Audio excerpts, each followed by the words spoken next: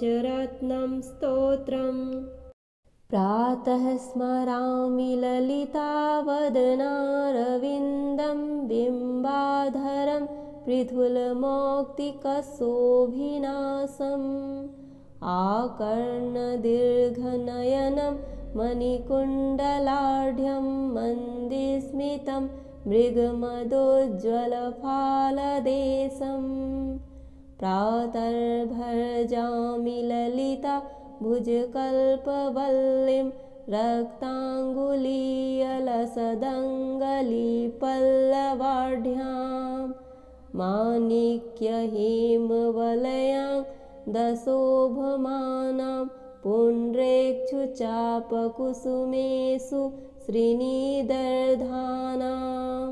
प्रातर्नमामि ललिता चरणारविन्दं भक्तेष्टदाननिरतं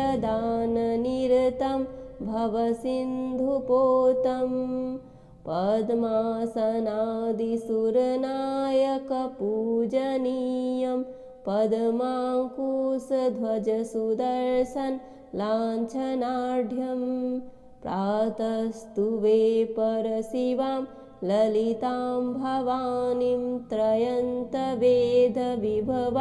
करुणानवाद्यां विश्वस्य सृष्टिविलयस्थितिहेतुभूतां विधेश्वरीं निगमवाङ्गनसातिदूरं प्रातर्वदामि ललिते तव पुण्यनाम कामेश्वरीति कमलेति महेश्वरीति श्रीशाम्भवीति जगतां जननी परेति वाग्देवतेति वचसा त्रिपुरेश्वरीति यः श्लोकपञ्चकमिदं ललिताम्बिकायाः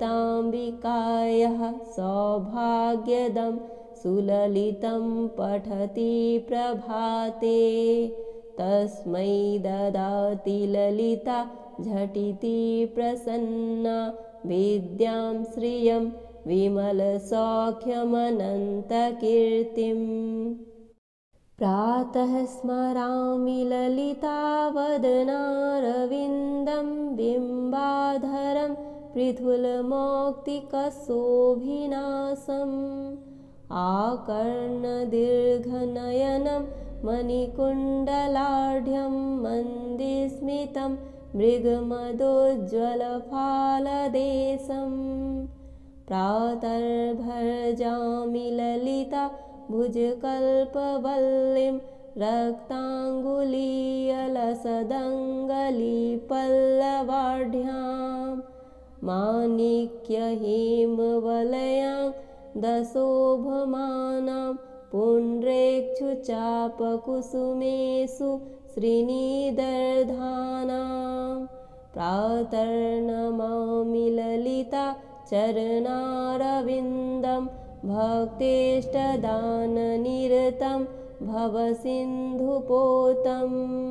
पद्मासनादिसुरनायकपूजनीयं पद्माङ्कुशध्वजसुदर्शन लाञ्छनाढ्यं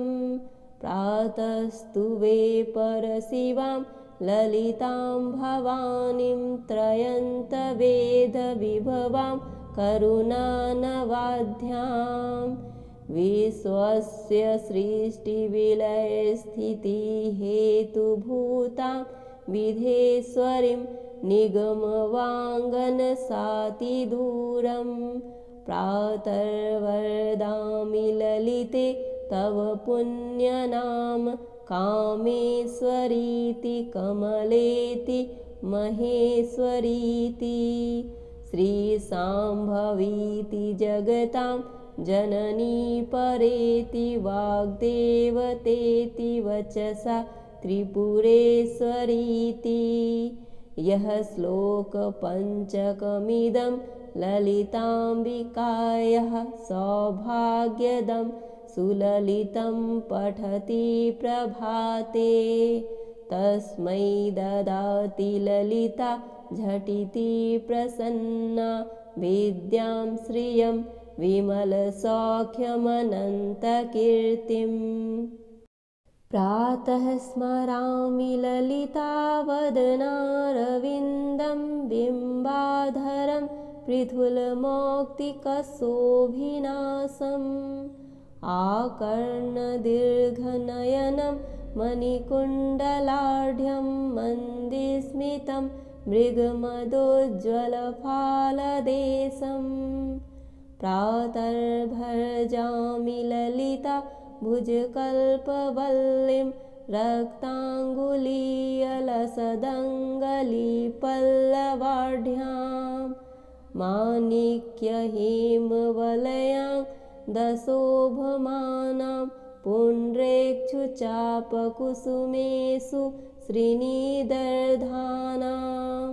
प्रातर्नमामि ललिता चरणारविन्दं भक्तेष्टदाननिरतं भवसिन्धुपोतं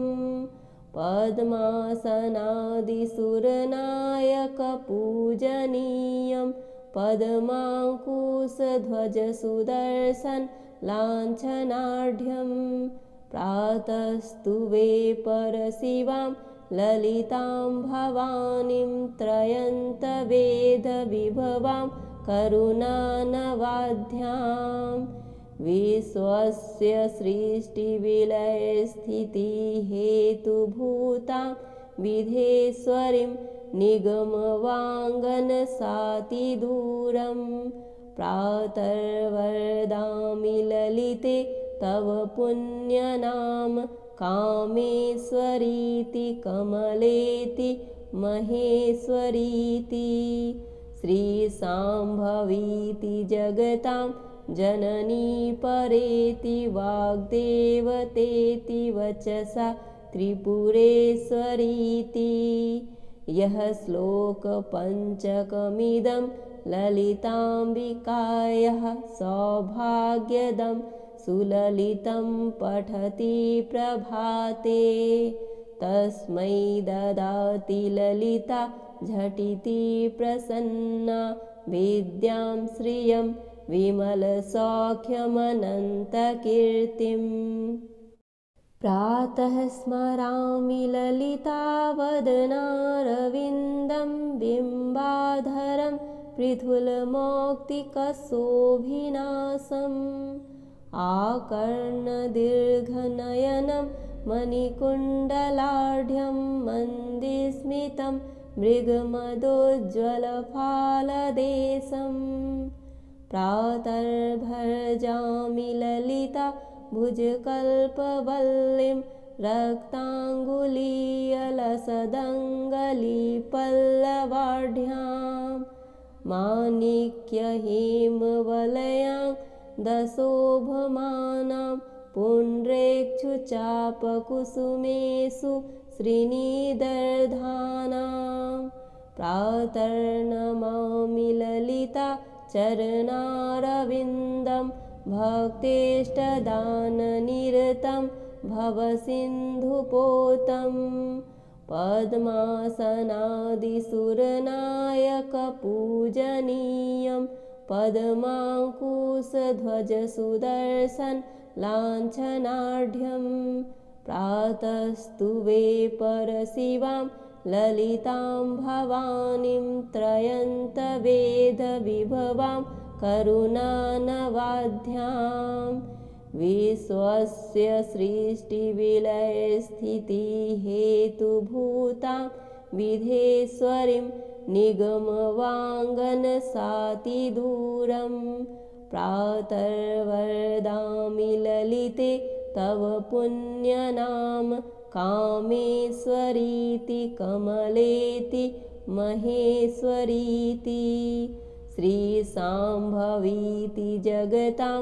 जननी परेति वाग्देवतेति वचसा त्रिपुरेश्वरीति यः श्लोकपञ्चकमिदं ललिताम्बिकायाः सौभाग्यदं सुललितं पठति प्रभाते तस्मै ददाति ललिता झटिति प्रसन्ना विद्यां श्रियं विमलसौख्यमनन्तकीर्तिम् प्रातः स्मरामि ललितावदनारविन्दं बिम्बाधरं पृथुलमौक्तिकशोभिनासम् आकर्णदीर्घनयनं मणिकुण्डलाढ्यं मन्दस्मितं मृगमदोज्ज्वलफालदेशम् प्रातर्भजामि ललिता भुजकल्पवल्लीं रक्ताङ्गुलीयलसदङ्गलीपल्लवाढ्यां माणिक्यहेमवलयां दशोभमानां पुण्ड्रेक्षुचापकुसुमेषु श्रीनिदर्धानां प्रातर्नमामि ललिता चरणारविन्दं भक्तेष्टदाननिरतं भवसिन्धुपोतं पद्मासनादिसुरनायकपूजनीयं पद्माङ्कुशध्वजसुदर्शन लाञ्छनाढ्यं प्रातस्तु वे परशिवां ललितां भवानीं त्रयन्तवेदविभवां करुणानवाद्यां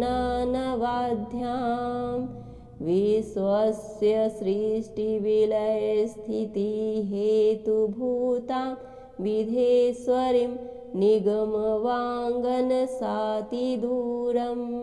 प्रातर्वदामि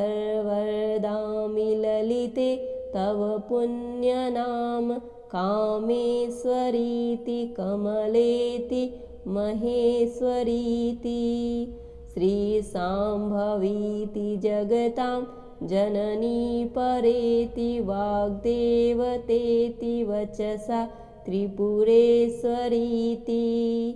यः श्लोकपञ्चकमिदं ललिताम्बिकायाः सौभाग्यदं सुललितं पठति प्रभाते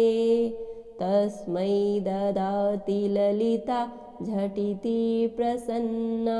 विद्यां श्रियं विमलसौख्यमनन्तकीर्तिम्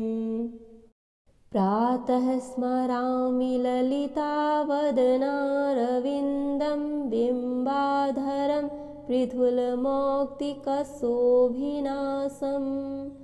आकर्णदीर्घनयनं मणिकुण्डलाढ्यं मन्दस्मितं मृगमदोज्ज्वलफालदेशम् प्रातर्भजामि ललिता भुजकल्पवल्लीं रक्ताङ्गुलीयलसदङ्गलीपल्लवाढ्यां माणिक्यहेमवलयां दशोभमानां पुण्ड्रेक्षुचापकुसुमेषु श्रीनिदर्धानां प्रातर्नमामि ललिता चरणारविन्दं भक्तेष्टदाननिरतं भवसिन्धुपोतं पद्मासनादिसुरनायकपूजनीयं पद्माङ्कुशध्वजसुदर्शन लाञ्छनाढ्यं प्रातस्तु वे परशिवां ललितां भवानीं त्रयन्तवेदविभवां करुणानवाद्यां विश्वस्य सृष्टिविलयस्थितिहेतुभूतां विधेश्वरीं निगमवाङ्गनसातिदूरं प्रातर्वदामि ललिते तव पुण्यनाम कामेश्वरीति कमलेति महेश्वरीति श्रीशाम्भवीति जगतां जननी परेति वाग्देवतेति वचसा त्रिपुरेश्वरीति यः श्लोकपञ्चकमिदं ललिताम्बिकायाः सौभाग्यदं सुललितं पठति प्रभाते तस्मै ददाति ललिता झटिति प्रसन्ना विद्यां श्रियं विमलसौख्यमनन्तकीर्तिम् प्रातः स्मरामि ललितावदनारविन्दं बिम्बाधरं पृथुलमौक्तिकशोभिनासम् आकर्णदीर्घनयनं मणिकुण्डलाढ्यं मन्दस्मितं मृगमदोज्ज्वलफालदेशम् प्रातर्भजामि ललिता भुजकल्पवल्लीं रक्ताङ्गुलीयलसदङ्गलीपल्लवाढ्यां माणिक्यहेमवलयां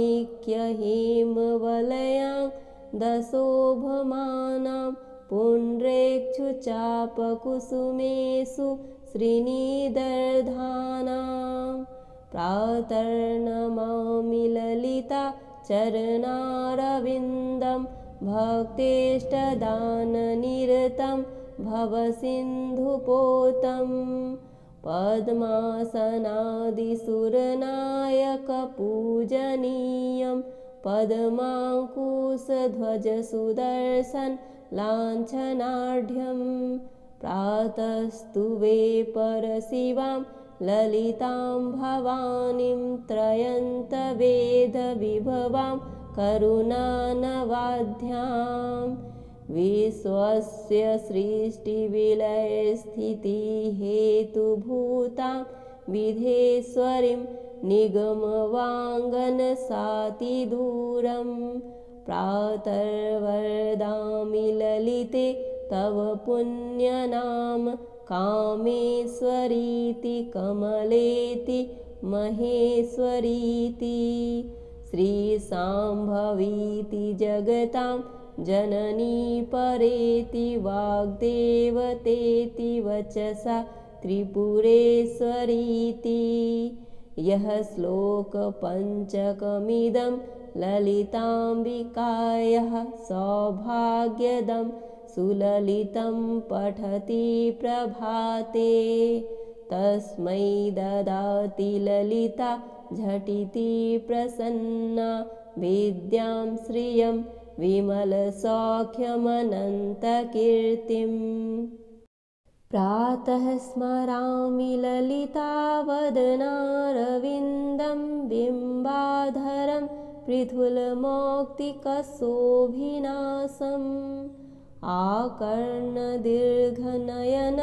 मणिकुण्डलाढ्यं मन्दस्मितं मृगमदोज्ज्वलफालदेशम्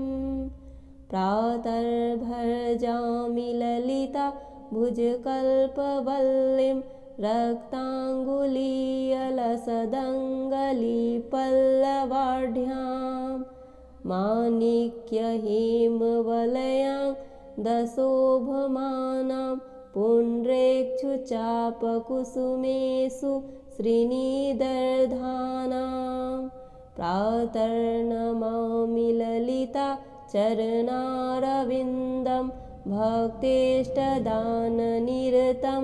भवसिन्धुपोतं पद्मासनादिसुरनायकपूजनीयं पद्माङ्कुशध्वजसुदर्शन लाञ्छनाढ्यं प्रातस्तुवे परशिवां ललितां भवानीं त्रयन्तवेदविभवां करुणानवाद्यां विश्वस्य सृष्टिविलयस्थितिहेतुभूतां विधेश्वरीं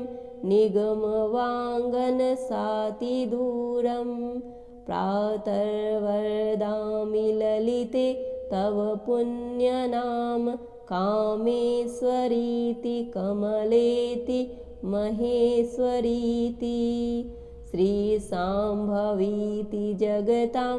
जननी परेति वाग्देवतेति वचसा त्रिपुरेश्वरीति यः श्लोकपञ्चकमिदं ललिताम्बिकायाः सौभाग्यदं सुललितं पठति प्रभाते तस्मै ददाति ललिता झटिति प्रसन्ना विद्यां श्रियं विमलसौख्यमनन्तकीर्तिम्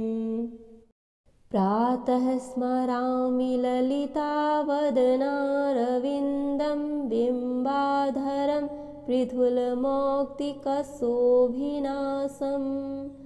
आकर्णदीर्घनयनं मणिकुण्डलाढ्यं मन्दस्मितं मृगमदोज्ज्वलफालदेशम् प्रातर्भजामि ललिता भुजकल्पवल्लीं रक्ताङ्गुलीयलसदङ्गलीपल्लवाढ्यां माणिक्यहेमवलयां दशोभमानां पुण्ड्रेक्षुचापकुसुमेषु श्रीनिदर्धानां प्रातर्नमामि ललिता चरणारविन्दं भक्तेष्टदाननिरतं भवसिन्धुपोतं पद्मासनादिसुरनायकपूजनीयं पद्माङ्कुशध्वजसुदर्शन लाञ्छनाढ्यं प्रातस्तुवे परशिवां ललितां भवानीं त्रयन्तवेदविभवां करुणानवाद्यां विश्वस्य सृष्टिविलयस्थितिहेतुभूतां विधेश्वरीं निगमवाङ्गनसातिदूरं प्रातर्वदामि ललिते तव पुण्यनाम कामेश्वरीति कमलेति महेश्वरीति श्रीशाम्भवीति जगतां जननी परेति वाग्देवतेति वचसा त्रिपुरेश्वरीति यः श्लोकपञ्चकमिदं ललिताम्बिकायाः सौभाग्यदं सुललितं पठति प्रभाते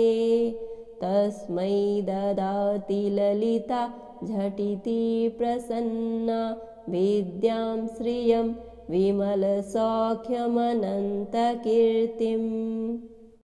प्रातः स्मरामि ललितावदनारविन्दं बिम्बाधरं पृथुलमौक्तिकशोभिनाशम् आकर्णदीर्घनयनं मणिकुण्डलाढ्यं मन्दस्मितं मृगमदोज्ज्वलफालदेशम् प्रातर्भजामि ललिता भुजकल्पवल्लीं रक्ताङ्गुलीयलसदङ्गलीपल्लवाढ्यां माणिक्यहेमवलयां दशोभमानां पुण्ड्रेक्षुचापकुसुमेषु श्रीनिदर्धानां प्रातर्नमामि ललिता चरणारविन्दं भक्तेष्टदाननिरतं भवसिन्धुपोतं पद्मासनादिसुरनायकपूजनीयं पद्माङ्कुशध्वजसुदर्शन लाञ्छनाढ्यं प्रातस्तुवे परशिवां ललितां भवानीं त्रयन्तवेदविभवां करुणानवाद्यां विश्वस्य सृष्टिविलयस्थितिहेतुभूतां विधेश्वरीं निगमवाङ्गनसातिदूरं प्रातर्वदामि ललिते तव पुण्यनाम कामेश्वरीति कमलेति महेश्वरीति श्रीशाम्भवीति जगतां जननी परेति वाग्देवतेति वचसा त्रिपुरेश्वरीति यः श्लोकपञ्चकमिदं ललिताम्बिकायाः सौभाग्यदं सुललितं पठति प्रभाते तस्मै ददाति ललिता झटिति प्रसन्ना विद्यां श्रियं विमलसौख्यमनन्तकीर्तिम् प्रातः स्मरामि ललितावदनारविन्दं बिम्बाधरं पृथुलमौक्तिकशोभिनाशम् आकर्णदीर्घनयनं मणिकुण्डलाढ्यं मन्दस्मितं मृगमदोज्ज्वलफालदेशम् प्रातर्भजामि ललिता भुजकल्पवल्लीं रक्ताङ्गुलीयलसदङ्गलीपल्लवाढ्यां माणिक्यहेमवलयां दशोभमानां पुण्ड्रेक्षुचापकुसुमेषु श्रीनिदर्धानां प्रातर्नमामि ललिता चरणारविन्दं भक्तेष्टदाननिरतं भवसिन्धुपोतं पद्मासनादिसुरनायकपूजनीयं पद्माङ्कुशध्वजसुदर्शन लाञ्छनाढ्यं प्रातस्तुवे परशिवां ललितां भवानीं त्रयन्तवेदविभवां करुणानवाढ्यां विश्वस्य सृष्टिविलयस्थितिहेतुभूतां विधेश्वरीं निगमवाङ्गनसातिदूरं प्रातर्वदामि ललिते तव पुण्यनाम कामेश्वरीति कमलेति महेश्वरीति श्रीशाम्भवीति जगतां जननी परेति वाग्देवतेति वचसा त्रिपुरेश्वरीति यः श्लोकपञ्चकमिदं ललिताम्बिकायाः सौभाग्यदं सुललितं पठति प्रभाते तस्मै ददाति ललिता झटिति प्रसन्ना विद्यां श्रियं विमलसौख्यमनन्तकीर्तिम्